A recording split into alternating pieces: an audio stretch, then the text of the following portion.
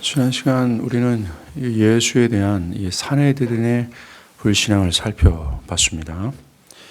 이들은 죽은 지 4일이나 지나서 썩은 내가 진동하는 나사로를 살리시는 것으로 예수가 그리스도 되심이 증명된 이 사실을 보고도 자신들의 특권과 권력을 유지하고자 예수를 반대했습니다. 심지어 그들은 죽이고자 그를 모의했다라는 것이죠.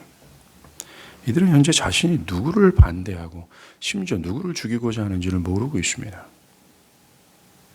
천지를 창조하시고 허물과 죄로 죽은 모든 인류를 구원할 유일무이한 구원자를 그들은 반대하고 있습니다. 그리고 온 우주의 주인이시며 심판주를 죽이고자 모의하고 있는 겁니다. 이들은 어리석게도 자신들의 힘과 지혜로 그를 해칠 수 있다라는 판단을 했습니다. 이들의 모습이 시편 2편의 기자가 말했던 내용과 정말 일치합니다.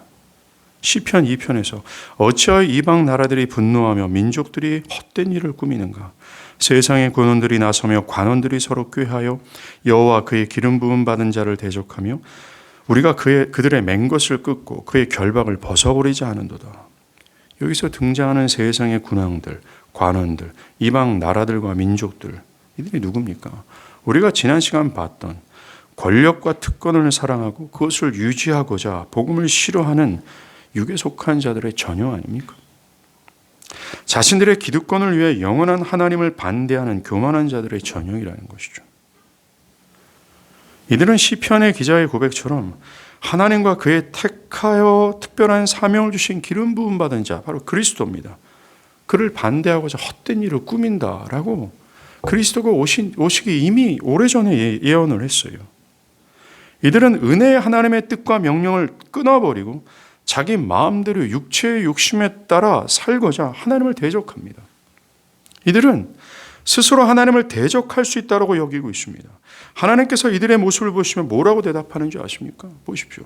하늘에 계신 이가 웃으시며 주께서 그들을 비웃으시리로다. 그때 분을 바라며 진노하사 그들을 놀라게 하여 이르시기를. 그렇습니다. 하나님은 잽도 안 되는 이들의 교만을 비웃으시고 이들의 불신앙을 분노하고 계시는 거예요. 이것이 불신앙을 향한 하나님의 태도입니다. 그들이 이 불신앙의 그리스도와 그의 복음을 거절하는 이유의 저변에는 다른 것이 있는 것이 아니라 그들의 중심, 지난 시간에 거론한 밀가루 한 줌밖에 안 되는 자신의 것, 자신의 현주와 미래, 자신의 자존심과 의의를 지키려는 것, 바로 그것 때문입니다.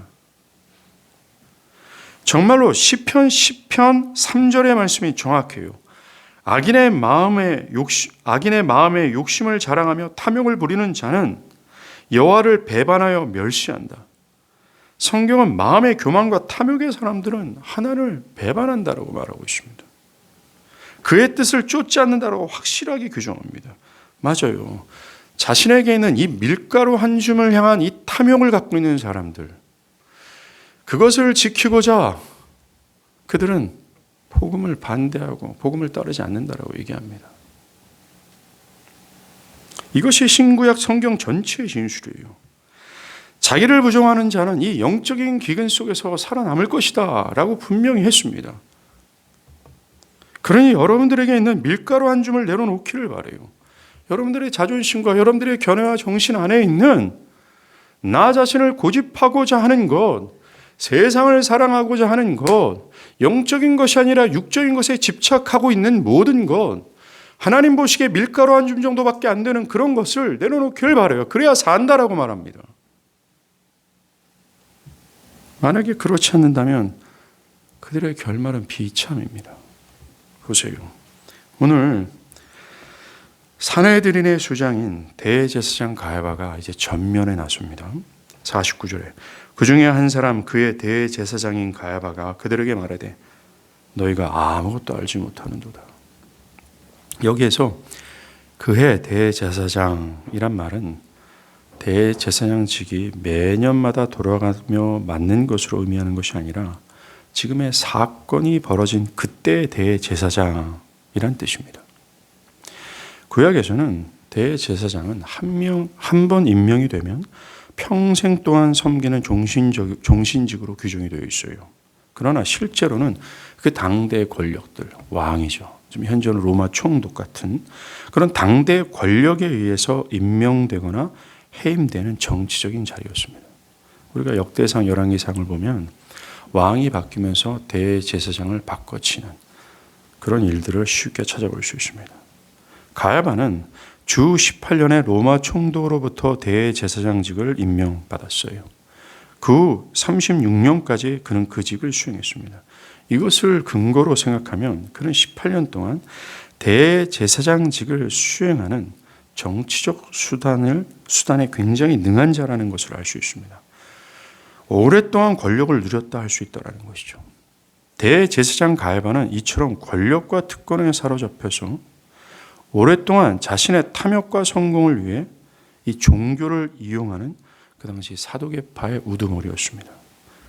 불신앙의 우두머리라 할 수 있는 그의 대제사장 가야바가 입을 열기 시작합니다.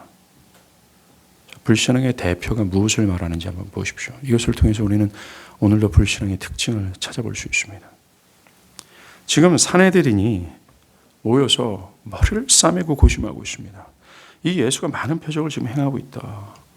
이 인간을 가만히 놔두게 되면 사람들이 봉기가 일어나게 될 것이고 그 결과 로마가 와서 우리의 땅과 민족을 빼앗아갈 것이다. 그러니 우리가 어떻게 했으면 좋겠느냐. 우왕좌왕하고 있을 때입니다. 그때 침묵하고 있던 가야바가 전면에 나서서 이렇게 말합니다. 너는 지금 아무것도 알지 못하는구나. 그는 마치 자신이 최고의 지혜자가 되는 것이냐. 너희는 너희가 무슨 말을 하고 있는지 알지 못한다. 즉 너희가 참 어리석다 라고 말한 것입니다. 역사가에 따르면 사두개인들은 자기들 사이에서도 행동이 천박하며 타인에게는 물론 동료와의 관계에서도 무례했다라고 평가했어요. 그래요. 가야바는 남들을 무시하는 무례한 태도로 말할 정도로 극도의 교만함 속에서 자기가 최고의 지혜자로서 최고의 지혜를 말한다 스스로 여기며 말하기 시작한 겁니다. 놀라울 정도의 교만이라는 겁니다. 그가 말한 50절 한 사람의 백성을 위해서 온 민족이 망하지 않게 되는 것이 너희에게 유익되는 줄을 생각지 아니한도다. 한마디로 예수 하나만 죽으면 모든 것이 조용해지는데 뭐 이렇게 소란스럽게 너희들은 떠드느냐라고 말한 거죠. 가야바는 국제관계의 냉엄한 현실 속에서 어떻게 하면 민족을 구할 수 있는 길인지를 정치적으로 현명하게 판단한다고 한 것입니다. 그는 성전과 그들의 권력을 지킬 수 있는 길이 예수를 처형하는 것이 상책이라고 여겼던 거예요. 그 판단이 스스로 지혜 있다라는 교만 속에서 짜낸 바로 지혜였다라는 겁니다. 정말 그의 말대로 예수를 죽였지만 그들이 그토록 지키고자 했던 그들의 땅과 그들의 권력과 특권이 유지가 됐습니까? 아닙니다. 그들의 말대로 예수를 죽였지만 얼마 지나지 않아 유대 민족은 AD 70년경에 로마 군대로부터 완전히 망해요. 가야바가 지혜를 모아서 결정했지만 정말 모든 사람들보다 가장 탁월하고 우월하다고 스스로를 생각하며 극도의 교만 속에서 꽉 짜내서 모두가 살 수 있는 것, 자신의 특권과 권력을 지켜낼 수 있는 가장 좋은 아이디어를 말했지만 다 망합니다. 돌 위에 돌 하나 남기지 않고 다 망하게 되는 거예요. 이것이 불신앙의 최후입니다. 이들은 자신의 밀가루 한 줌을 지켜내고자 지혜를 모았다 생각하고 그리스도를 반대했지만 그들의 최후는 돌 위에 돌 하나 남김없이 완전한 멸망이었어요. 이것은 지금도 반복되는 역사라는 사실을 아십니까? 누가복음 12장에 나오는 부자의 비유를 들어보십시오. 한 부자가 있어요. 그의 밭에 소출이 너무나 많아가지고 쌓을 곳이 없어서 그는 생각해냅니다. 크고 튼튼한 창고 하나 짓자. 그리고 거기에다 모든 곡식과 물건을 풍성하게 쌓아둡니다. 그러면서 스스로 이르기를 영혼아 여러 해 쓸 것을 많이 쌓아두었으니 평안히 쉬고 먹고 마시고 즐거워하자. 여러분이 이 사람의 입장에 선다면 여러분들 이와 같은 고백을 하지 않을까요? 몇 년은 걱정 없겠다. 이제 평안히 살자라고요. 그때 하나님은 그에게 나타나서 어리석은 자여 오늘 밤에 네 영혼을 도로 찾으리니 그러면 네 준비한 것이 누구의 것이 되겠느냐 라면서 그의 생명을 뺏어가세요. 이 사람의 문제가 뭡니까? 이 부자는 자신의 평안과 행복을 하나님이 아니라 자신의 쌓아둔 풍성한 곡식과 물건에서 찾으려 했다라는 거예요. 우리가 잘 아는 터진 생수의 근원 되신 하나님으로부터 평안과 안위를 얻으려고 하지 않고 터진 웅덩이로부터 평안과 안위를 얻으려고 했던 그것이 문제였다라는 것입니다. 이게 불신앙의 특징 아닙니까? 자신의 목숨이 경각에 달려 있음에도 자신의 영원한 형벌과 하나님의 진노 앞에 있다는 사실을 전혀 알지 못한 채 자신의 노력에 대한 교만과 현재의 풍성함이 주는 확신 속에 있는 거예요. 현재의 풍요를 위해 영원한 미래를 염두하지 않는 것입니다. 이 가야바처럼 말이죠. 그러나 그들의 결말은 멸망이었습니다. 이와 같이 불신앙은 자신들의 영원한 미래가 이런 줄 모르고 현재 냉엄한 현실 속에서 살아가는 자신들은 영원한 복음보다는 현실적인 대안이 더 필요하다고 느낍니다. 목사님, 현실이 얼마나 힘든 줄 아십니까? 이런 와중에서 복음이니 신앙이니 하는 것은 사치입니다. 현대사회에서 자기를 부정하고 그리스도를 따라가요? 잡아먹힙니다. 이럴 때 필요한 것은 현실을 생각하는 것입니다. 라고 말하며 성경에서 말하는 충실한 신앙과 삶을 뿌리치는 거예요. 예수를 따르는 것보다 먹고 사는 것, 자신들의 자존심과 여가 시간을 지키는 것이 더 지혜로운 처사다. 그것이 상책이다라고 판단합니다. 이들은 자신의 현재와 미래가 하나님의 진노 아래 있다는 것을 전혀 알지 못하고 그저 현실적이고 지혜로운 현실적인 판단하는 것이 상책이다라고 확신하고 있습니다. 가야바처럼요. 이들이 스스로의 것을 지켜내고자 현실적인 판단을 하지만 그 현실적인 판단이 자신을 영원한 멸망의 구렁텅이로 집어넣는다는 사실을 모르고 있어요. 가야바처럼 말입니다. 이런 불신앙의 결과는 파멸이에요. 영원한 멸망입니다. 여러분, 오늘 이 불신앙의 결과를 암시하는 구절이 54절이에요. 그들의 불신앙으로 말미암아 예수를 죽이고자 모의했어요. 그때 예수께서 어떻게 반응합니까?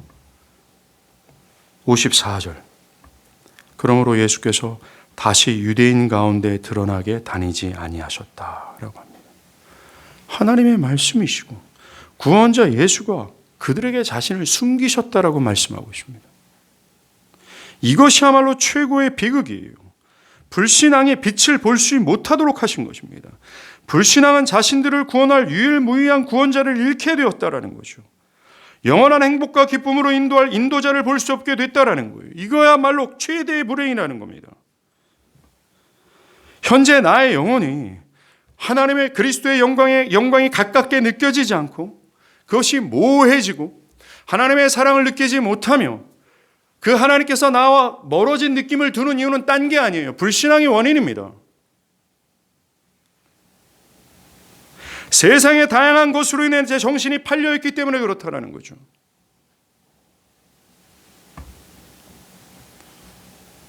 어리석은 판단을 하면 안 됩니다. 무엇이 지혜인 줄 아십니까? 참된 지혜는 성경을 따라 신앙하고 사는 거예요. 현재의 불편과 심지어 환난과 손해를 감수하면서까지 영원한 미래를 위해 사는 것이 상책이고 지혜예요. 그러나 불신앙은 현재의 불편과 환난과 손해만을 바라보며 영원한 미래를 제껴버리고 현재의 삶에서 평안과 안위를 하고자 영원한 비참한 미래를 모르고 영원한 미래를 버리는 겁니다.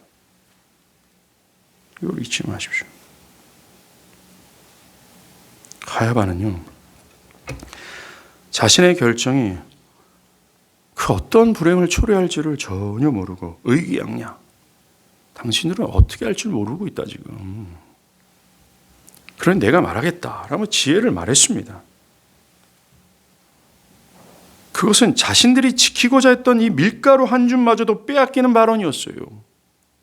어리석은 것이었습니다. 그는 지혜를 말한 것이 아니라 온 우주에서 가장 무지하고 어리석은 판단을 한 거예요. 정말 그는 자신도 모르면서 잘난 척한 겁니다. 그는 이스라엘의 신앙의 대표자였어요. 그리스도의 오심을 확실하게 예표하고 있는 여러 속죄 제사의 핵심적인 인도자였음에도 불구하고 그것이 예표하고 있던 진짜 그리스도가 왔는데 바르게 판단하지 못했습니다. 성막 자체와 성막 제사의 모든 종류와 형식 등등은 모두가 다 오실 예수 그리스도를 예표하는 모형과도 같았는데 그것을 18년 동안 집도했던 그는 알아보지 못한 겁니다. 왜요? 그의 판단력은 권력과 특권을 사랑하는 것으로 흐려져 있었고 그의 시야는 탐욕과 욕심으로 가려져 있었기 때문에 그래요. 그래서 바울이 말한 고린도 후서 4장 4절에 말하는 것처럼 그 탐욕과 욕심으로 인해 그의 마음을 혼미하여서 그리스도의 복음의 영광의 강체가 비치지 못하도록 되어져 있다는 것입니다. 장님이에요. 못 보고 있는 겁니다. 어리석은 판단을 하고 있어요. 그럼에도 불구하고 최고의 의결기관에서의 의장으로서 공회원들 앞에서 자신이 마치 가장 뛰어난 지혜자이냐 말하고 있는 겁니다. 너희가 지금 무엇을 말하는지 알지 못하는구나. 극도의 교만함 속에서 다 아는 척하고 말하고 있습니다. 이것이 불신앙의 특징입니다. 불신앙은 한마디로 지도 모르면서 아는 척하는 거예요. 이들은 마치 자신들이 다 아는 것처럼 착각합니다. 스스로 하나님처럼 재판관되어서 매우 높은 위치에서 이것은 저렇고 저것은 저렇습니다 라고 말하는 것을 주저하지 않습니다. 이들은 스스로가 지혜자가 된 것이냐 떠듭니다. 이 불신앙이 얼마나 교만한지 한번 보십시오. 시편 4절과 6절이에요. 악인은 그의 교만한 얼굴로 말하기를 여호와께서 이를 감찰하지 아니하신다 하며 그의 모든 사상에 하나님이 없다 하나이다. 자신들의 길은 언제든지 견고하고 주의 심판은 높아서 그에게 미치지 못하오니 그는 그의 모든 대적들을 멸하시며 그의 마음에 이르기를 나는 흔들리지 아니하며 대대로 환난을 당하지 아니할 것이다 라고 말했다. 악인들의 특징을 보십시오. 그들은 극도의 교만이 있습니다. 그들이 그런 잘못된 판단을 하고도 현재처럼 그냥 살면, 현재의 사고방식과 현재의 삶의 스타일을 그대로 살면 자신들은 환난을 당하지 않을 것이라고 생각해요. 자신들은 흔들리지 않을 거라고 자부하고 있습니다. 이 얼마나 큰 교만입니까? 심지어 하나님의 심판이 나에게 미치지 않을 거야 라고 확신합니다. 이처럼 인간은요, 자신도 속일 수 있을 만큼 무서운 상태에 빠져 있습니다. 즉, 자신이 무지한 상태에 있는지도 모르고 자신 스스로 지혜롭다 여기며 자신이 하는 이 잘못된 판단으로 자신이 어떻게 될지 모르는 상태에 있을 정도로 자신에게 속고 있는 거예요. 인간은 어리석은 데다가 이처럼 속는 마음을 가지고 있기 때문에 자신을 원래 모습보다 늘 낮게 생각합니다. 우리 모두는 이 죄에서 자유롭지 못해요. 우리는 남을 남보다 항상 낮게 여기고 나는 나보다 항상 잘났다고, 남보다 잘났다고 말합니다. 이런 마음의 속임수 때문에 우리는 자신을 아주 똑똑한 사람으로 생각하기 쉽습니다. 우리의 가장 큰 실수는 이같이 자신의 원래의 모습을 망각하고 스스로를 지혜로운 자로 여긴다는 거예요. 그래서 자신의 현재와 미래의 계획이야말로 훌륭한 계획이다라고 생각합니다. 방금 전 시편의 기자가 언급한 것처럼 이들은 자신들의 삶에는 어떤 하나님의 심판, 형벌 미치지 못할 것이다 라고 생각하고 지금의 삶의 태도, 지금의 정신과 견해, 삶의 방식대로 그대로 살아간다면 아무런 문제 없을 것이다 라고 확신합니다. 이처럼 어리석은 생각들을 하는 불신앙의 사람들은 자신들을 지혜롭다, 똑똑하다 라고 생각하죠. 여러분 생각해 보세요. 여러분 자신과 여러분들의 주변에 있는 사람들의 불신앙의 모습이 바로 이건 아닙니까? 불신앙은 돈, 명예, 그리고 자신의 밀가루 한 줌을 지키고 또 그것을 더 모으고자 미치도록 살아갑니다. 또 그것을 위해 예배하는 것, 주님을 알아가는 것, 주님을 따라가는 것을 무시해버리고 있어요. 그러면서도 이들은 자신들은 이렇게 살아가면, 이런 계획에 따라 살아가면 집을 살 수 있고 또 사업이 확장될 수 있고 내 자녀는 별 어려움 없이 자라날 수 있고 우리 건강은 병원이 이렇게 저렇게 치료할 수 있을 것이고 지금처럼 살면, 지금처럼 하면 자신들의 인생이 탄탄해질 거라고 생각하며 살아가지 않습니까? 이것은 똑똑한 것이 아니라 자기를 우롱하는 것입니다.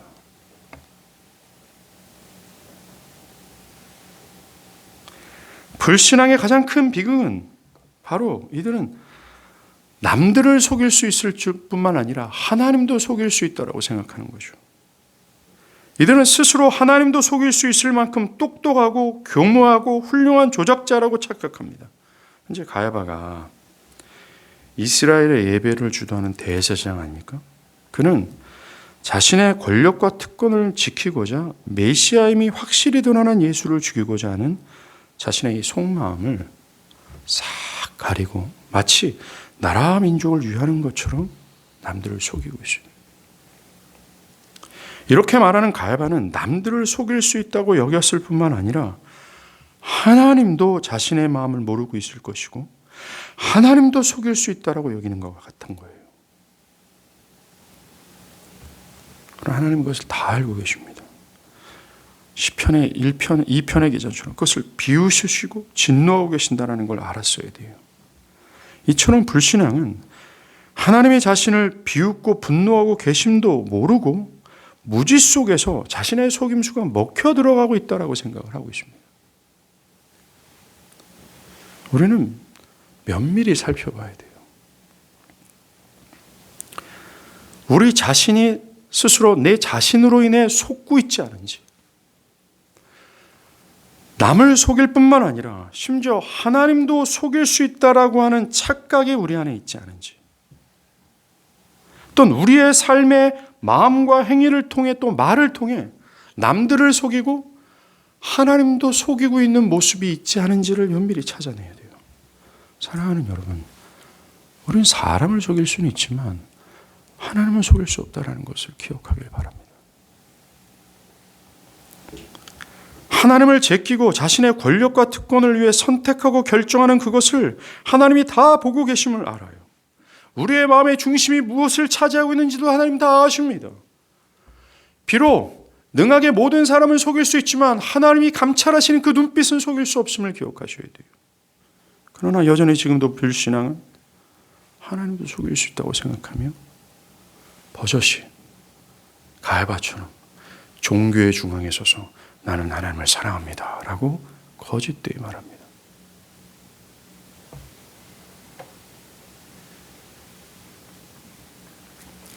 우리가 싸워야 될 것이 교만이에요. 우리는 남들에게 나의 신앙이 우월함을 보여주는 것을 경계해야 됩니다. 남들이 나를 높이 평가하는 오해를 저지르는 것을 두려워해야 되는 거예요. 데이비드 브레이드 목사님이 있습니다. 그가 30대 초반에 요조를 했잖아요. 그가 이제 죽기 전에 조나단 에드워드 목사님 집에서 병간호를 받으며 지냈던 때입니다. 데이비드 브레이너드가 쓴 일기를 조나단 에드워드가 봤어요. 너무나 이 일기에서 나타나는 그의 은혜의 고백과 그의 사역이 너무나 하나님의 영광을 막 드러내고 그걸 통해서도 본인은 하나님의 영광을 경험한 것 같아서 브레이너드에게 이렇게 요청했습니다. 이걸 책으로 내자. 그러자 데이비드 브레이너드는 완강하게 거부했습니다. 끊임없이 에드워즈가 설득한 결과 브레이너드가 허락을 했어요. 그러나 브레이너드가 에드워즈한테 나에게 하루 한 시간을 달라. 그래서 그 아픈 몸을 이끌고 벽난로 앞에 앉아서 자신의 일기를 찢기 시작합니다. 그가 찢은 부분이 뭐냐면요. 그를 통해서 나타난 그 하나님의 놀라운 사역들, 사람들이 극심한 변화들, 사람들이 그를 따랐던 그 모든 기록들, 사람들이 이 일기를 통해서 데이비드 브레이너드가 너무나 뛰어난 신자임을 오해를 불러일으킬 수 있을 만한 모든 요소들을 다 찢었어요. 그는 그리스도 앞에서 자신이 감춰지기를 바랬다라는 겁니다. 그러나 불신앙은 반대입니다. 극도의 교만이 있죠. 말에 있어서나 행위에 있어서나 삶의 모든 방향성에 있어서나 우리가 계속해서 싸우고 물고 늘어져야 될 것이 뭔지 아십니까? 교만입니다. 불신앙의 특징이 또 하나 있습니다. 불신앙은 신앙을 자기에게 유리하게 해석한다라는 거예요. 신앙을. 오늘 보면 50절에 가야바가 말하는 내용을 보세요. 한 사람이 백성을 위해서 죽어서 온 민족이 망하지 않게 되는 것이 너에게 유익한 줄을 생각지 아니하노도다. 51절부터는 요한의 해석이에요. 이 말은 스스로 함이 아니다. 그의 대제사장이므로 예수께서 그 민족을 위하시고 또 민족만을 위할 뿐만 아니라 흩어진 하나님의 자녀를 모아 하나 되게 하시기 위하여 죽으신 것을 미리 말함이로라. 사도 요한이 언급한 것처럼 가야바가 한 이 말은 기독교적 측면에서 말한 것은 결코 아닙니다. 그러나 그의 말이 기독교 복음의 핵심을 말한 것이에요. 그가 말한 한 사람이 백성을 위하여 죽어서 온 민족이 망하지 않게 되는 것이란 바로 예수 한 사람이 죽어서 모든 죄인들이 살아나는 대속의 구원. 성경 전체가 말하는 가장 핵심을 자기도 모르는 사이에 말한 겁니다. 그가 이것을 알고 말하는 것은 결코 아닙니다. 그렇다고 하나님이 그를 마치 꼭두각시나 어떤 대언자로 사용했다라는 의미도 더더욱도 아닙니다. 이것은 가야바가 대제사장직을 오랫동안 수행하면서 굳어진 자신의 사고방식에 따라 말한 것이었어요. 그는 오랫동안 그가 한 일이 뭐예요? 속죄일에 이스라엘의 죄를 대표하는 한 마리의 희생 제물을 이스라엘이 받아야 될 형벌을 쏟아붓게 한 거죠. 그를 잡아 죽여 온 이스라엘 백성들의 죄를 사하는 그 일을 해왔습니다. 한 마리의 화목 제물을 세우고 이스라엘을 죄된 이스라엘 향한 하나님의 진노를 대신 여기다 쏟아부어 이스라엘 향한 하나님의 진노를 무마시키는 일을 18년 동안이나 해왔던 사람이었습니다. 그는 즉 오랫동안 한 사람이 대신 죽어서 모든 사람이 살 수 있다라고 하는 구약의 그 모든 제사와 율법과 시가서와 예언자들이 말한 그 모든 응축된 가장 주요한 복음의 가장 중앙부를 다루고 있었던 핵심자였어요. 정말 그는 종교의 중심에 서 있었고 종교가 말하고 또 말해왔던 그리스도의 대속을 말해왔습니다. 그러나 그리스도께서 오셨건만 그 화목제물이나 속죄제물이나 수많은 다양한 것들이 말하는 그 진짜 대속자 예수가 왔음에도 불구하고 그는 못 알아봤어요. 그를 따르지 않았습니다. 그 앞에서 자신의 권력과 특권을 부인하지 않았습니다. 그 자신을 십자가에 못 박지 않았습니다. 이 말이 뭡니까? 그가 했던 18년의 모든 종교와 종교 활동이 그에게는 아무런 의미가 없었다는 것이에요. 그가 행한 중요하고도 핵심적인 종교적 행위 자체가 아무것도 아니고 그저 행했을 뿐이었다는 겁니다. 그는 이 복음의 핵심을 행했음에도 불구하고 보지 못했습니다. 그것이 말하고자 하는 참된 의미를 맛보지도 못하고 깨닫지도 못하고 있어요. 18년 동안이나 그렇게 했음에도 불구하고 전혀 알아차리지 못했습니다. 이게 불신앙의 특징이에요. 불신앙은 종교 중앙에서 자라났고 반복적으로 종교적 행위를 했음에도 불구하고 그 종교가 말하는 핵심을 깨닫지 못한다는 겁니다. 불신앙의 사람들은 거짓된 교리가 무엇인지를 잘 분별해낼 수도 있습니다. 성경에 말하는 이 역사적 진리를 툭 건드면 툭 말할 수 있을 정도의 지식을 가지고 있을 수도 있습니다. 가야바처럼 말입니다. 그러나 문제는 그 진리가 말하는 하나님을 온 마음과 뜻과 정성을 다해 사랑하는 사랑이 없습니다. 그 그 하나님을 따르는 마음의 중심과 삶이 없다라는 것이죠. 불신앙의 사람들은 교회 안에 머물러 있음에도 불구하고 여전히 가야바처럼 신앙에 참된 변화가 없어요. 그리스도를 발견하고 그리스도를 가장 그리스도께 매료되어 그리스도가 최상의 가치임으로 여기며 그를 따르고 그를 즐거워하는 것이 없다라는 겁니다. 가야바처럼 18년 동안 연락의 짐승만 잡아주고 있는 거예요. 행위만 보였을 뿐이라는 것입니다.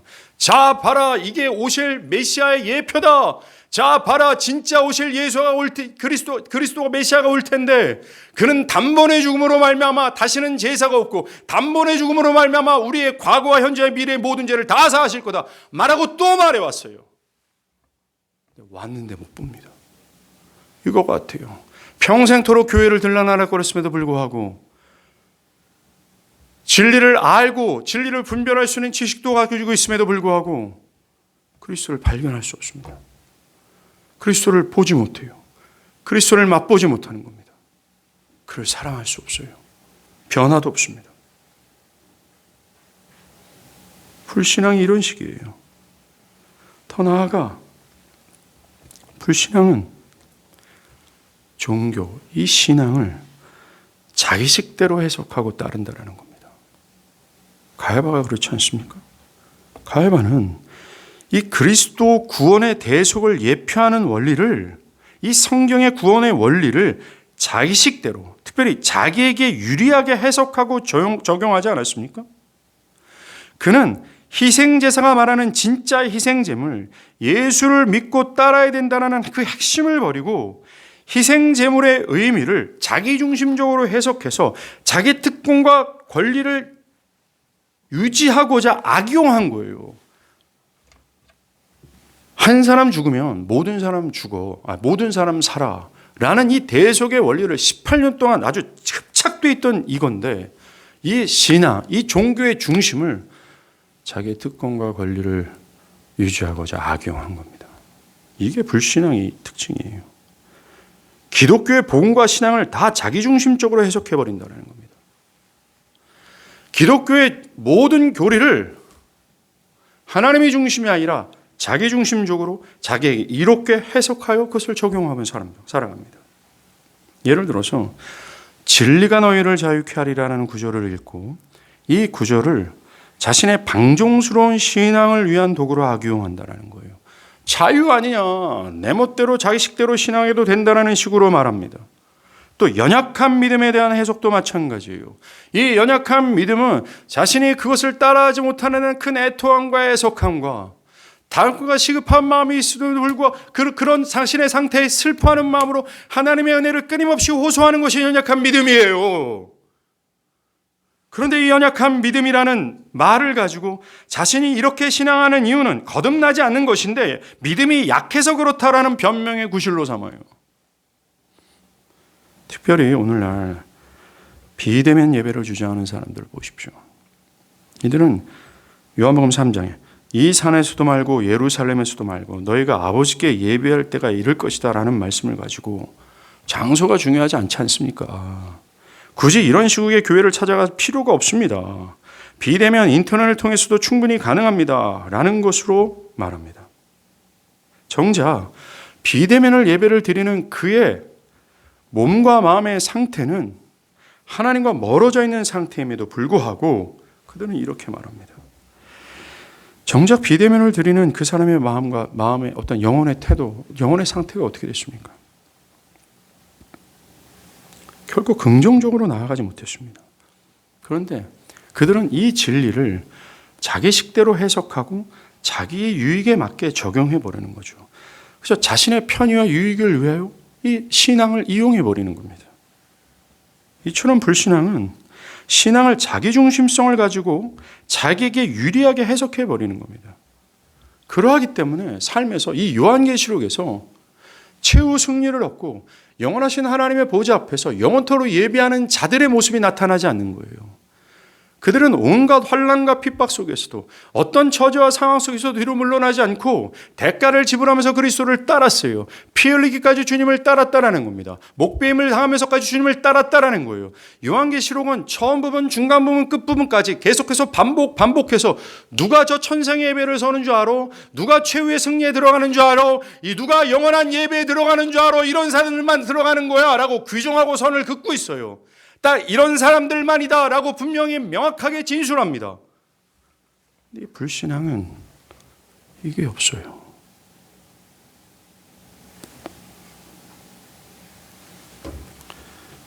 이 불신앙은 저 하늘의 죄악의 장부에 다 기록되어 있습니다. 이것이 있는 한 그들의 미래는 멸망이에요. 자, 그렇다면 어떻게 해야 될까요? 우린 여기에 집중해야 됩니다. 이제까지 여러분들이 자신 안에서 불신앙 요소를 발견했다면, 또한 그 전체가 바로 내기다라는 사실로 발견했다면 지금부터 말씀드리는 것을 잘 들으십시오. 지금의 불신앙의 사람들이 그들의 죄를 사함받을 수 있는 길을 가야바가 직접 말했어요. 가야바가 말한 한 사람이 죽어서 모든 민족이 망하지 않는다는 대속의 논리. 구약의 여러 희생 제사를 통해서 계시된 하나님의 구원의 논리, 바로 그겁니다. 한 마리의 희생 제물이 이스라엘이 받아야 될 형벌을 대신 받아 죽음으로 이스라엘이 사함을 받을 수 있었고, 한 마리의 화목 제물이 이스라엘이 받아야 될 하나님의 진노를 대신 받아 이스라엘 향한 하나님의 진노가 무마되었어요. 이처럼 한 사람이 죽어서 하나님의 백성이 구원받는다라는 이 구원의 논리를 구약의 제사가 명확하게 말했습니다. 또 이사야도 53장에서 한 사람이 죽어 모든 사람이 구원을 받는다라는 이 구원의 논리를 소개했어요. 53장 5절입니다. 그가 찔림은 우리의 허물 때문이요 그가 상함은 우리의 죄악 때문이라. 그가 징계를 받음으로 우리는 평화를 누리고 그가 채찍에 맞음으로 우리는 나음을 받았도다. 그 외에도 구약의 이곳저곳에는 한 사람이 죽으면 모든 백성이 살아날 것이라고 하는 이 대속의 논리로 가득합니다.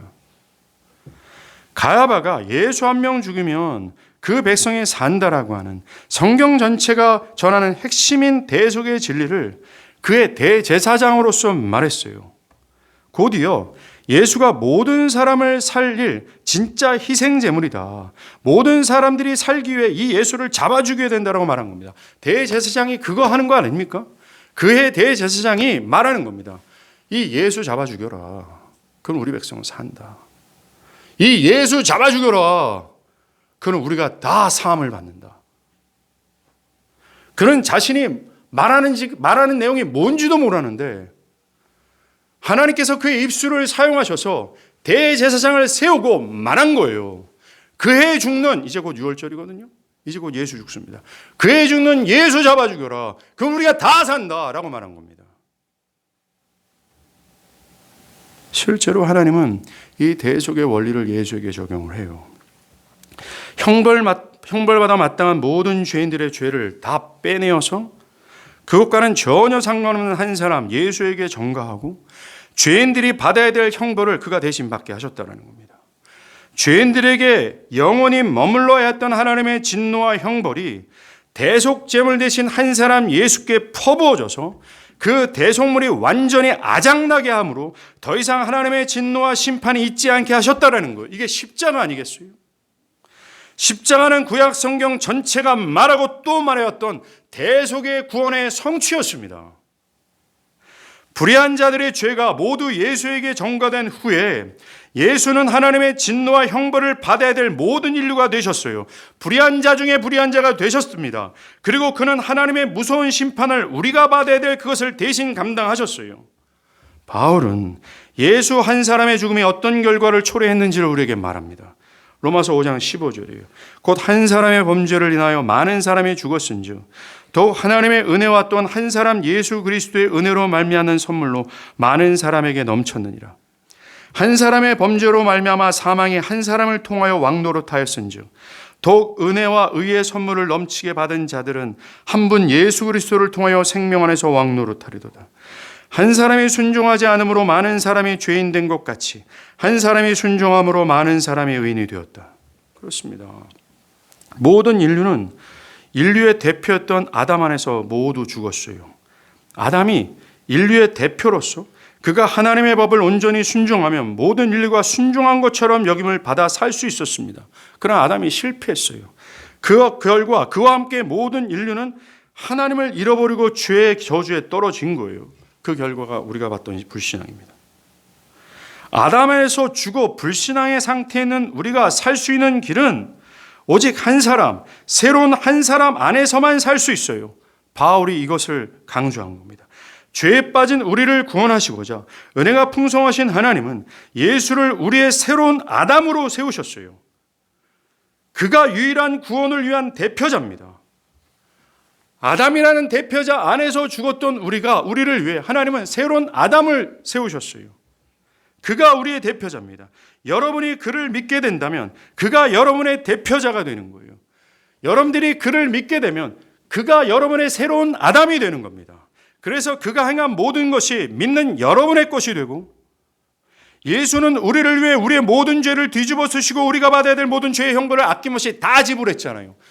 여러분이 예수를 믿으면 여러분의 대표자인 예수가 행한 그 십자가의 모든 공로가 여러분의 것이 됩니다. 여러분 행하지도 않았잖아요. 내 믿음으로 예수께서 행하신 그 일을 받는 겁니다. 그래서 내가 지금까지 행했던 모든 현재와 과거와 모든 미래의 죄값을 지불한 것처럼 여김을 받게 되는 거죠. 그 역시 그의 것이 나의 것이 되는 겁니다. 그리고 하나님이 요구하시는 율법에 대한 완전한 순종을 예수가 완전히 하셨기에 그것으로 그를 믿는 자들은 더 이상 구원을 위해 무엇을 순종할 필요가 없어졌다라는 겁니다. 예수가 그들을 위해서 대신 완벽하게 순종하셨던 것을 믿음으로 받은 거예요. 그 대표가 믿음으로 나의 것이 된 것입니다. 바로 이 대속자 예수 한 사람을 믿는 것이 불신앙의 자신들의 죄를 해결할 수 있는 유일한 길이에요. 성경은 이 불신앙의 사람들에게 너희가 이것저것을 행하라고 말하지 않습니다. 불신앙의 사람들에게 마음을 고쳐먹으라고 말하지도 않습니다. 불신앙의 사람들에게 불신앙의 모습을 완전히 제거해야만 너희들이 가능하다라고 말하지 않아요. 불신앙의 사람들에게 하나님은 그렇게 요구하지 않는 이유는 불신앙의 사람들이 그것을 하지 못하기 때문에 그렇습니다. 그 의에 도달할 수 없기 때문에 그래요. 불신앙이 죄사함을 받아 살 수 있는 유일한 길은 한 사람이 맞아 죽어서 모든 인류를 구원하신 대속자 예수를 믿는 길 외에는 없다라고 얘기해요. 기독교는 여러분들에게 믿음 외에는 구하지 않아요. 그를 붙들고 그를 끈덕지게 사모하고 그를 믿으시길 바랍니다. 이 길 외에는 없습니다. 오직 한 사람, 유일무이한 되신 이 구원자 예수를 찬양하길 바라요. 사도 요한은 마지막으로 51절하고 52절에 예수가 왜 죽었는지, 예수의 죽으심의 목적을 말해줍니다. 뭡니까? 그것은 그 민족을 살리고 또 흩어진 하나님의 자녀를 모아 하나가 되게 하신 그것입니다. 여기서 말하는 흩어진 하나님의 자녀들이란 그리스도를 믿어 영접한 그리스도인들입니다. 이들은 현재 세상 곳곳에 흩어져 있어요. 그렇지만 현 시점에 그들은 하나의 교회를 이루고 있습니다. 그리스도의 몸으로 하나로 이루어져 있는 상태라는 거죠. 이들은 그리스도께서 다시 오실 때 하나의 공동체로서 영원한 교회로 들어가게 될 거예요. 그리스도께서는 이것을 위해서 죽으셨다고 말합니다. 예수의 죽으신 목적은 단순히 우리에게 천국과 영원한 생명을 주시는 것이 아니라 더 숭고한 목적이 있어요. 바로 교회되게 하시는 것입니다. 이게 그리스도의 최종의 죽음의 목적이에요. 사도 바울은 에베소서에서 교회야말로 새로운 인류, 새로운 종족이다. 이제까지 없었던 새로운 부류의 사람들이다 라고 말했습니다. 그 전에 모든 인류는 허물과 죄로 죽어서 하나님께 나아감을 얻지 못한 상태에 있었어요. 하나님께 나아가지 못한 상태라는 것 자체가 저주의 상태로서 우리의 삶 전체가 저주 아닙니까? 어떤 인종을 불문하고 말입니다. 그런데 그리스도의 죽음으로 그를 믿는 자들로 인해 이제까지 없었던 하나님께 나아감을 얻은 새로운 인류가 나타났다고 얘기해요. 이게 교회다라고 얘기합니다. 불신앙과 달리 이 교회는 하나님의 영광을 보고 맛보아 하나님을 최고의 지상 최고의 즐거움으로 삼는 자들이다 라고 말합니다. 이 무리는, 이 교회는 우리가 앞서 봤던 불신앙의 사람들과 대척점을 이루고 있어요. 모든 면에서 그들과 차별입니다. 그들과는 선을 긋고 있으며 분리되어 있어요. 한마디로 거룩이라는 겁니다. 예수는 우리가 이런 교회 되게 하시고자 죽으셨어요. 그럼에도 불구하고 오늘날 이 진리는 참으로 무시가 되고 있죠. 사람들은 예수가 죽은 이유는 나만 천국 가고 나만 영원한 지옥이 아니라 평안히 그 번영의 나라에서 영원토록 사는 것으로만 생각을 합니다. 그런 사람들 꼭 지옥 갈 거예요. 아닙니다. 그리스도께서 죽으신 목적은 하나님께 나아감을 얻지 못한 저주받은 인류 속에서 그를 믿어 영원하신 하나님께 나아가 그 얼굴을 뵙고 그분의 영광에 놀라 자빠지며 그를 지상 최고의 즐거움으로 삼게 하도록, 즉 교회 되도록 그리스도는 죽으셨어요. 교회를 다니는 이유가 그저 형식과 의무가 아닌 하나님이 없으면 죽을 것 같고 하나님이 너무나 기쁘고 즐거워서 하는 자들로 세우시기 위하여 죽으셨다라는 겁니다. 말라 비틀어진 형식적인 예배를 드리고자 우리를 위해서 죽으신 것이 아니라는 거예요. 교회 되게 하기 위하여라는 겁니다. 세상도 잡고 하나님도 잡는 양다리 걸치는 사람들로 위하여 죽으신 것이 아니라 하나님을 지상 최고의 존재로 여기도록 하나님을 우리를 위해서 죽으셨어요.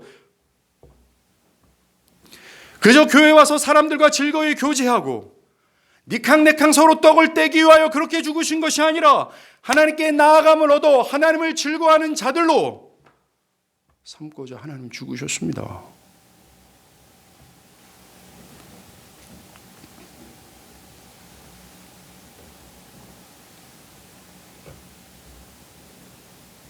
사람들은 주께서 교회 되게 하시기 위하여 죽으셨는데 교회 되는 것에 대해서 별 관심이 없습니다. 한 교회 소속이 되고 그 교회를 섬기고 그 교회와 하나 되는 것을 힘쓰는 일에 대해서는 안 해도 된다라는 식입니다. 그리스도께서 그렇게 처참하고 대속적인 죽음을 치르셨음에도 불구하고 그가 그렇게까지 하면서까지 하게 하신 이 목적을 우습게 여기고 있는 겁니다. 여러분들, 우리가 그리스도를 물어 구원을 받았다, 이 대속의 원리가 나에게 적용됐다는 것은 내가 교회가 되었다는 뜻이에요. 교회가 되었다는 것은 곧 구원을 받은 것이고 구원을 받은 것이고 교회가 되었다는 겁니다. 신자는 결국 교회를 떠나서는 아무것도 아니고 아무것도 못하고 아무것도 아닌 겁니다. 먼저 나 자신이 교회가 된 것에 감사하십시오. 그리고 형제, 눈에 보이지는 않지만 전 세계에 흩어져 있는 우리 형제 자매들을 생각해 보세요. 우리가 생각하는 교회는 우리의 생각보다 훨씬 크고 위대합니다. 옆에 있는 교회도 우리의 형제 자매예요. 우리는 그들과 하나 되어야 됩니다. 그것이 진리를 넘어서는 하나됨을 의미하는 것이 결코 아닙니다.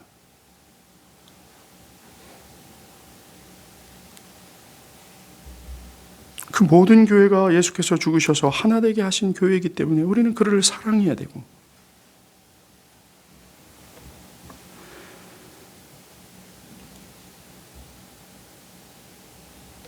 여러분 안에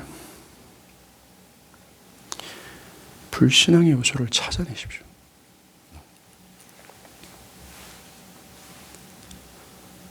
남을 속일 수 있지만 하나님도 속일 수 있다라고는 이 착각, 나도 모르는데 아는 척하는 이 극도의 교만들, 여전히 대속의 예수를 부여잡지 않고 간절히 사모하지 않으며 그로 인해 얻는 그 하나님을 기뻐하지 않는 진정한 교회가 되지 않는 상태에 있는 사람들이 있다면 그 불신앙을 깨닫고 회개하길 바랍니다. 기도하겠습니다.